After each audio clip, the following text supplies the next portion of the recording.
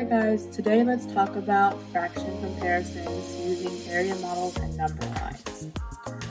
So, brief review, a fraction is going to be a numerator over a denominator, and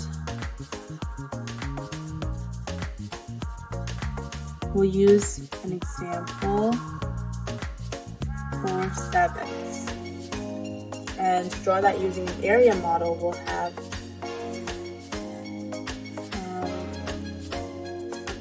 bar with 7 pieces, and then we can color in 4 of them. So that's what 4 sevenths is. Fractions are easier to compare with a common numerator.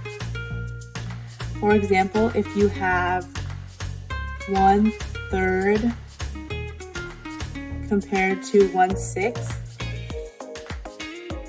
you know that 1/6 of the pie is going to be less than 1/3 of the pie, or 1/3 of the pie will be greater than 1/6 of the pie. So the answer will be 1/3 is greater than 1/6.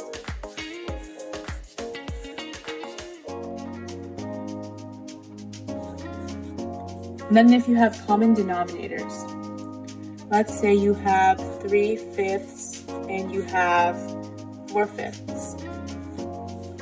Here you know that 3/5 of the pie is going to be less than 4/5 of the pie. So 3/5 is going to be less than 4/5.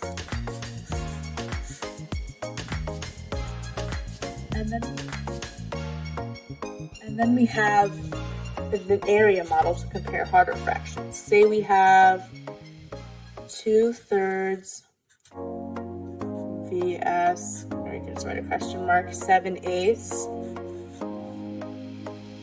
Since they don't have common numerators or common denominators, we can use a different method, the area method, which was the same bars that we saw above.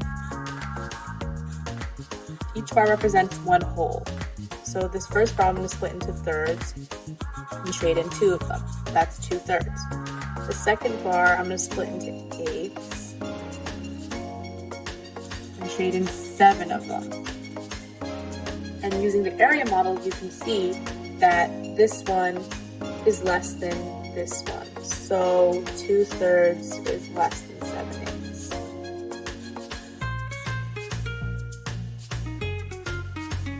Okay. And then our last strategy is called benchmarks. Let's say we have 2/3 compared to 3/10. So using a benchmark uses our number line. And because we know fractions with smaller numerators and denominators will be between 0 and 1, those will be our benchmarks. We can also include a 1/2 right here. Okay, so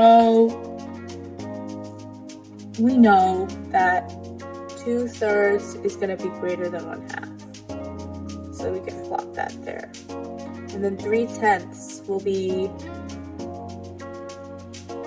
3/10 is less than,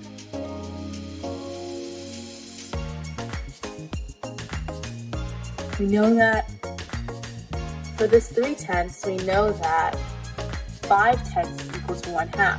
So 3/10 is going to be less than 1/2. And 3/10 can go right here. And then we can see that 3/10 is less than 2/3. And there we have that answer. That's fraction comparisons.